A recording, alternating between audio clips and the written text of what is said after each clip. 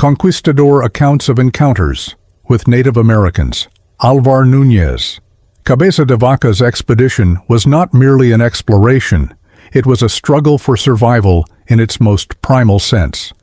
After being marooned due to a shipwreck, his small group of conquistadors endured relentless assaults from unseen adversaries, whose arrows struck trees and shattered their armor. They navigated through treacherous swamps that engulfed men and rivers that swept away horses. The villages they encountered presented unsettling sights, with painted skulls arranged as ominous warnings and charred huts still smoldering from recent destruction. Moments of peace were fleeting. A delicate truce with a coastal tribe was shattered by a midnight raid, leaving the Spaniards scattered and wounded. Cabeza de Vaca's narrative immerses readers in the tumult of initial encounters, a realm filled with peril and resilience. The calamity began with the shipwreck. Vessels battered by a fierce storm were wrecked along the Florida coast, leaving survivors stranded in a hostile wilderness. The conquistadors, famished and weary, scrambled ashore with whatever weapons and supplies they could salvage. Exhausted and hungry, they ventured into an unfamiliar land where every shadow posed a potential danger. As they moved inland, the tension escalated, encountering dense forests and tangled underbrush that hindered their progress.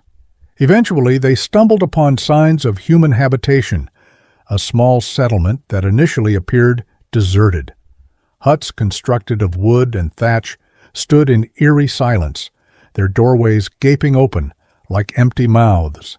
Inside, they discovered evidence of recent activity, with cooking fires still smoldering and piles of maize stored in clay pots. The conquistadors had little time to gather their findings before the true inhabitants returned. Armed with bows, spears, and an intimate knowledge of the terrain, the locals encircled the intruders and unleashed a fierce volley of arrows.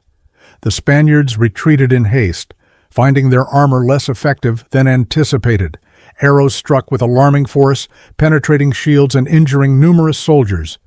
Those unprotected suffered even more, succumbing to the unyielding onslaught. The remaining soldiers regrouped and fled into the forest, abandoning the village and its defenders. That night, the conquistadors established a camp, igniting fires for warmth and security. However, the darkness offered no respite. The native warriors, stealthy and deliberate, returned under the cover of night. The sound of arrows slicing through the air shattered the uneasy stillness. Chaos ensued as the Spaniards scrambled to defend themselves, utilizing overturned wagons and fallen trees as makeshift barriers. Many were thrown into disarray, and by dawn, the survivors emerged battered and shaken, their numbers significantly reduced. Thus began the expedition, not with victory, but with retreat and an overwhelming sense of dread. The land was fraught with peril, and its inhabitants would not easily submit to these unwelcome invaders. As they ventured further into the wilderness, the conquistadors encountered another settlement. The site should have provided comfort, a sign of shelter and sustenance. But what they discovered instead unsettled even the most seasoned among them. The largest hut contained a collection of human skulls, each meticulously painted and arranged in rows. The colors shimmered in the dim light, vivid reds and yellows marking the remnants of lives lost in ways they could only speculate. Hanging above these grim displays were ceremonial objects, their significance unknown to the Spaniards, yet evidently sacred to the locals. This was not a scene of desolation, it served as a warning. Nevertheless, the Spaniards perceived an opportunity to assert their dominance. They collected the artifacts and set them ablaze, the smoke rising as a signal to any observers that the Europeans had arrived. For the friars among them, this act was a means of purging the land of idolatry. To the locals, it was an unforgivable insult. The response was swift. Hours later, the warriors returned, their fury evident. With their faces adorned in streaks of white and red, they emerged from the surrounding forest like specters. In contrast to the Spaniards, encumbered by heavy armor and cumbersome weapons, These fighters exhibited remarkable agility, their arrows expertly targeting weaknesses in the defenses. Cabeza de Vaca recounted an incident where an arrow struck a tree near him with such force that it splintered the wood. The conquistadors maintained their position for as long as possible before retreating to the riverbank, hoping the terrain would hinder their pursuers. However, the warriors possessed a superior knowledge of the land. Navigating through the underbrush, they eliminated stragglers with precision.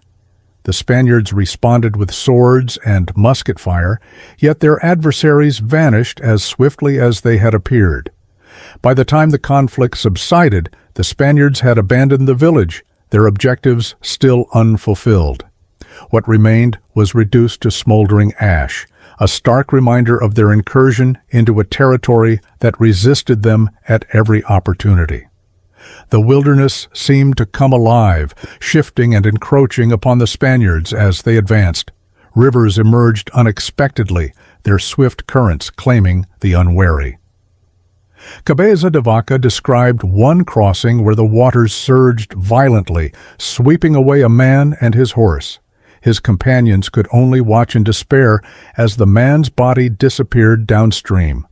The horse was later found further downriver, lifeless and swollen, its once glossy coat now a haunting symbol of their fragility. As they trudged through waist-deep swamps, the conquistadors encountered obstacles in the form of fallen logs, slick with moss and decay. Each step became a risk, with their feet slipping on concealed roots or sinking into hidden pits. The air was saturated with humidity, and swarms of insects buzzed around their faces and necks. Although the water's surface appeared tranquil, beneath it lay sharp oyster shells that cut into their feet. This terrain did not welcome them. Rather, it was a labyrinth designed to shatter their resolve. Without warning, arrows pierced the heavy silence, launched by unseen foes. The Spaniards hurriedly sought refuge behind the nearest trees, yet even there, they found no safety. Cabeza de Vaca narrowly avoided arrows that struck deep into the thick oak trunks. The assailants remained concealed, their movements obscured by the dense foliage. The Spaniards fired back blindly, their muskets cracking through the swamp, but the natives vanished before they could inflict any damage. Even when the Spaniards gained higher ground, the onslaught continued. At one juncture, they attempted to cross a narrow river, the water impeding their progress. Warriors emerged on both sides, releasing arrows with deadly accuracy. One arrow found its mark, hitting a man squarely in the chest and sending him tumbling into the current. By the time the Spaniards reached the opposite bank, several of their number lay dead or gravely injured. The expedition had shifted from one of exploration and conquest to a desperate struggle for survival against a land intent on devouring them. Apalache was far from the refuge the Spaniards had envisioned.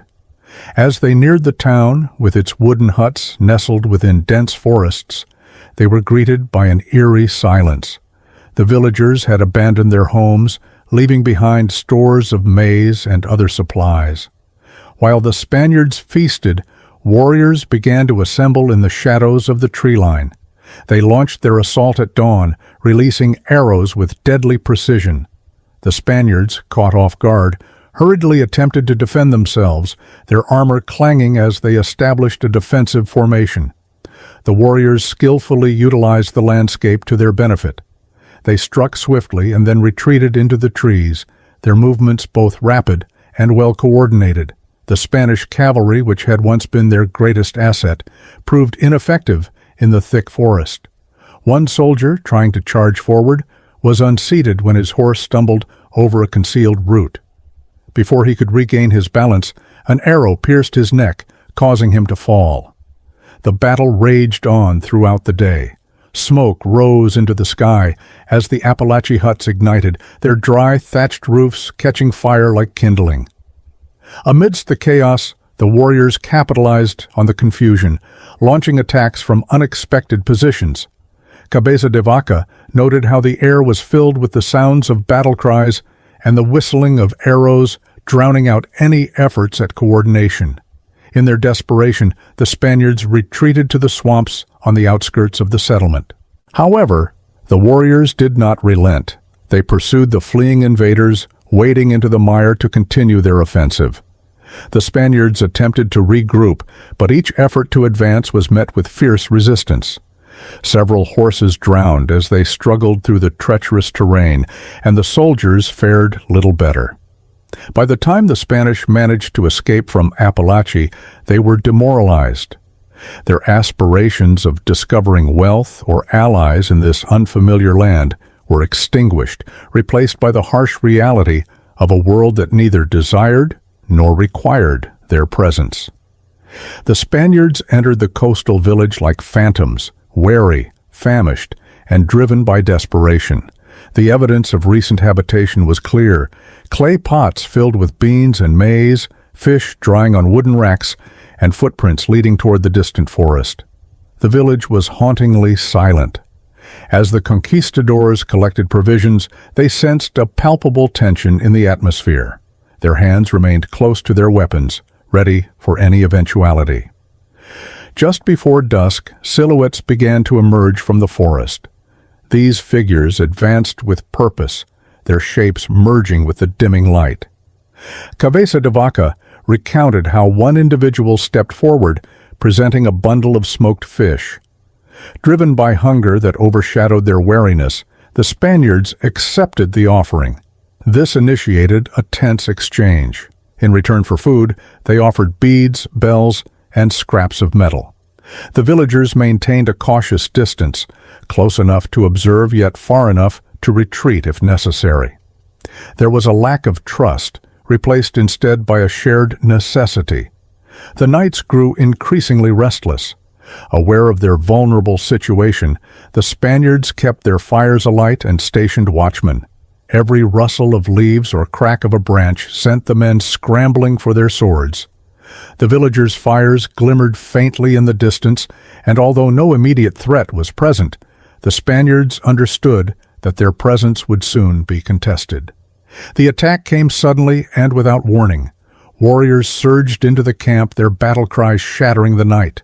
Flames erupted as the huts providing them shelter were ignited, the dry thatch catching fire in an instant. Arrows whistled through the air, striking down men as they sought refuge. Cabeza de Vaca vividly depicted the ensuing chaos, the glow of the flames, the cries of the injured, and the relentless onslaught from unseen foes. The Spaniards attempted to defend themselves, but the warriors outflanked them. Groups of attackers struck from various directions, retreating into the shadows after each assault. Horses were in a state of panic, trampling over the fallen as they reared wildly. By the break of dawn, the camp lay in ruins. The Spaniards, gathering their injured, retreated into the wilderness. The alliance had disintegrated overnight, leaving behind a scene of ash, blood, and the burden of yet another defeat. The expedition descended into chaos as the remaining members dispersed into the expansive wilderness. They faced the harsh realities of disease, starvation, and unrelenting assaults, which left the group in disarray. Cabeza de Vaca recounted their dire condition, wandering the land barefoot with swollen, festering feet, subsisting on roots and scraps while constantly being pursued. In a desperate attempt to escape, they constructed rafts by tying together timber with bits of rope and strips of clothing, hoping the sea would offer them refuge. However, the ocean proved to be their adversary. The waves relentlessly battered their makeshift crafts, capsizing several and drowning men before their journey could truly begin. Those who managed to survive the crossing found themselves on desolate islands, where survival depended on consuming raw shellfish and, in some cases, resorting to cannibalism. Cabeza de Vaca recalled a terrifying night when a storm ravaged their camp, destroying their few belongings and leaving the men clinging to life. Out of the original 80, only 15 survived, he noted. Yet, amidst the despair, the survivors encountered unexpected assistance from certain indigenous groups who acted as healers, employing basic techniques to care for the sick. Cabeza de Vaca observed, "We traveled as merchants and physicians, trading shells and beads for the essentials of life. After 8 years of wandering, they finally reached Spanish settlements. From an initial force of hundreds, only 4 remained, with the rest lost to hunger, violence, and the harshness of the land. Thank you for watching Tales from History Productions. Please remember to like, subscribe, ring the bell, and share this video with friends.